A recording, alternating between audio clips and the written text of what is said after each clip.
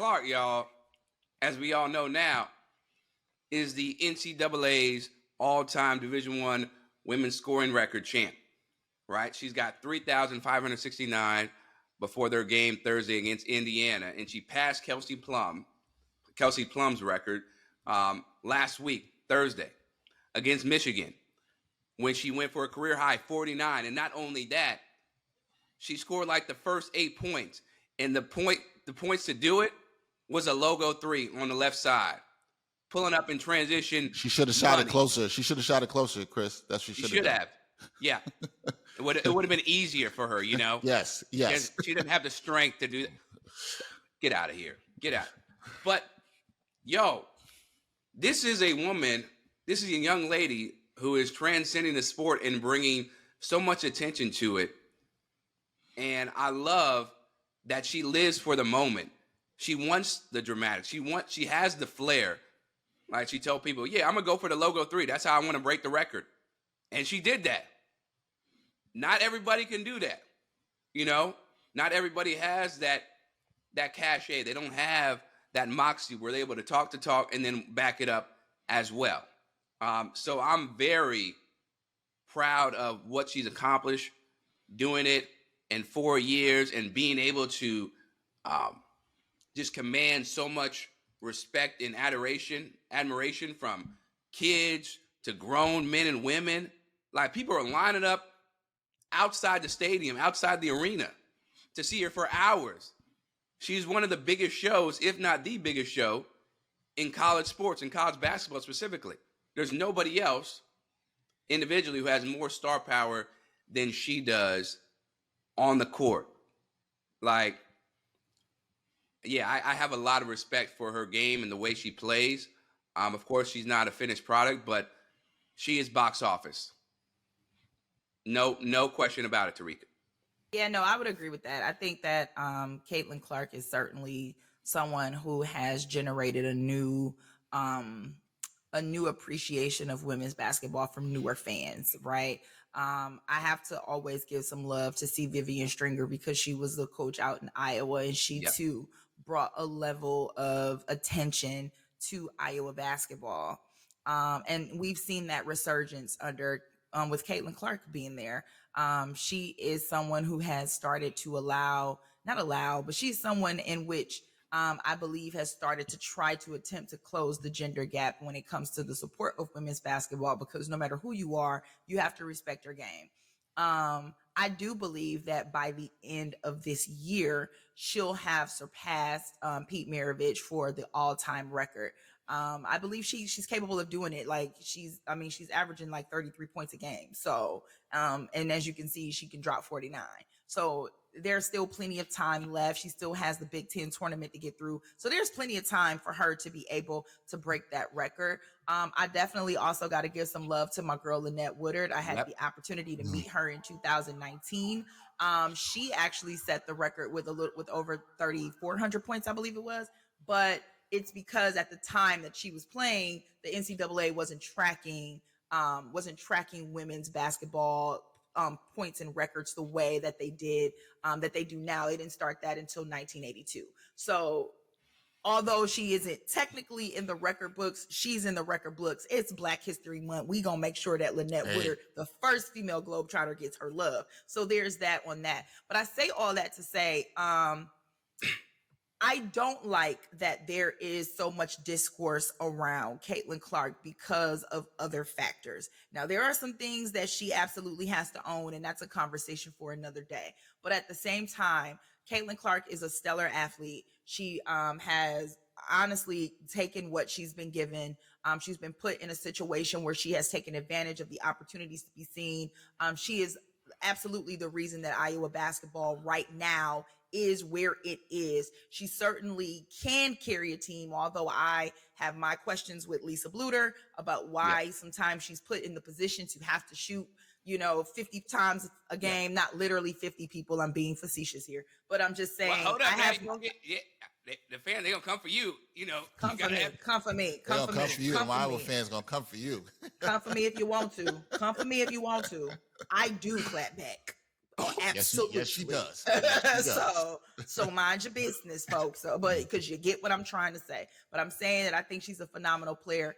But I also heard some quotes and comments from Jay Williams on game day, who basically said, "Hey, I think that she is a great player, but I can't call her the greatest." And yeah, I think I'm kind of down with that as well. When I think of greatest players, when I think of what it means to be a GOAT, right? I think of the overall body of work. So it's how are you offensively? How are you defensively? What impact do you make on the team at any? How do teams have to prepare for you? And I think that Caitlin Clark is the greatest scorer that I have ever seen in college basketball. And I'm almost 40 years old. I've been watching women's college basketball for a long time. So greatest scores, best offensive player. Like the woman is a walking bucket, period. And you better respect it. She's dangerous with the rock in her hand. But I don't know if I would call her the GOAT or the greatest overall player, because I'm not sure that she translate her offensive prowess on the defensive end, and because she has yet to win a national championship. And when I think of GOATs in college basketball, I think of Cheryl Miller. She played defense, she can shoot, and she got 2 of them things up out of USC. I think of Cheryl Swoops, who also could play defense, 3-time defensive player of the year in the WNBA. She had 1 point, shot the record for the most points in a game in a college basketball playoff, and she got Texas Tech to a championship. So these are people who I think of when I think of collegiate players. I think of GOATs. And I didn't hear anybody calling Kelsey Plum a GOAT, and she set that record back in 2017, and that record has stood for this entire time. And I wasn't hearing nobody calling Kelsey Plum a GOAT. Kelsey Mitchell set the Big Ten record that Caitlin Clark just made. And I know that Kelsey Mitchell can shoot that thing. She another one. When she's coming down the court, she's one of the best pull-up shooters I've ever seen. And she's a sweetheart. Love Kelsey. But I don't want to hear nobody call her a GOAT. So I'm trying to understand, why is the goalpost moving on what constitutes the standard for being considered a GOAT in this situation? Is Caitlin box office? Absolutely. Is she a great scorer? Absolutely. But is she the greatest college basketball player in the women's side that I've ever seen? I cannot go that far. Yeah, I don't really. Terrika, you killed that. I don't really have too much to add, because you made all the points that I was going to make too. Greatest scorer, absolutely fine with that.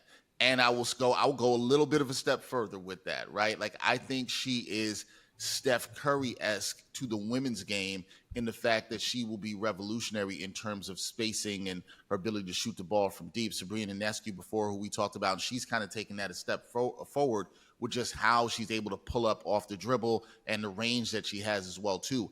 I think that definitely helps revolutionize the game.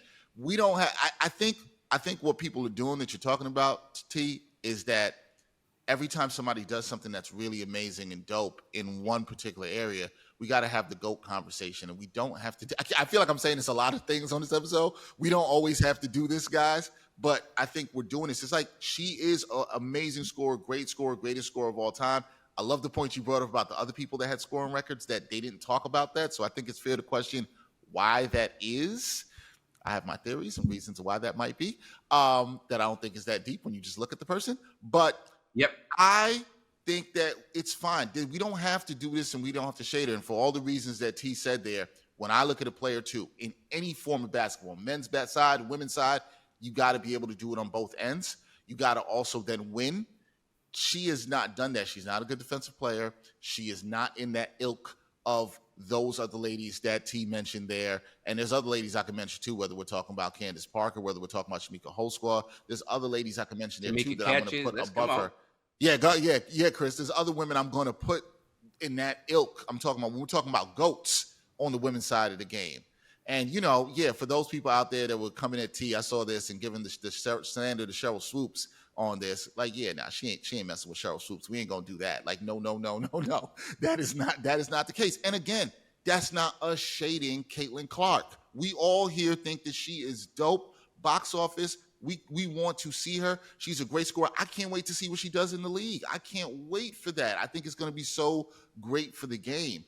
But greatest of all time? Nah, I'm with T on this. I can't go that far. Greatest scorer of all time, you could put a stamp on that. I'm cool with that. That's cool. Yeah. We can have a conversation about it, but I'm not entertaining that. And the fact that people are bringing that up, I don't. Well, I know why. I Yes. think part of it is, to, uplift or anoint, this new great white hope, because sports are a microcosm of society, and you have this amazing young athlete, who's white, plays in the Midwest, and is transcending the game, perhaps revolutionizing it for the women's game. And people are like, oh yeah, that's the next best thing, right? Yeah, we got to make her the GOAT. She has to be on the top. And no, because really, you setting her up to fail. You put all these expectations, you put all this praise on her that's really not deserved at this point. What's going to happen if she struggles in the WNBA to start? Now, I think she's going to be a really good WNBA player when it's all said and done. But she's likely going to have to make adjustments. So people don't realize they're doing her a disservice because they're putting a target on her back. Like Natasha Cloud was telling me that she feels people don't appreciate the W because they think Caitlin's just gonna run wild and she ain't gonna have no competition. So I like, she gotta come see me, like we saw with Sabrina. That's just what it is. I felt bad originally for Sabrina too, because Sabrina, first of all, neither did Caitlin, to be fair. These players didn't ask for this media attention.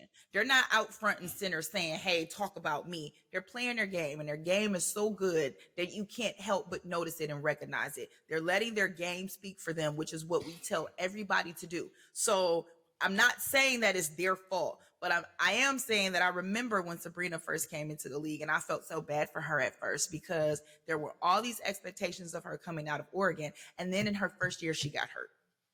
And then and I believe that was the bubble year that they played in the bubble, and she was hurt and she was injured, and then they were going through coaching changes, and it was just so much going on in New York at that time that I was just like, she's not going to be able to live up to these expectations right now that they put on her immediately coming in, because you got to deal with an injury, you got to deal with situational changes within the organization. You got to deal, like, there's way too much going on. Then there was the Tina Charles situation where there was a lot going on, and I'm just like, I feel so bad for this girl because they done hyped her up to be everything, and she ain't even gonna really have an opportunity to get any of that done in this first year or two because she has so many other things she has to do. Now, luckily for all of us, Sabrina is Sabrina. You know what I mean? Like, she figured it out. And that's all we're saying about Caitlin Clark, is that you may not come in the WNBA rookie year. Everybody can't be a Candace Parker. Everybody ain't matter of fact, ain't nobody being a Candace Parker. You're not coming in dominating. Like, everybody don't do that. That's rare.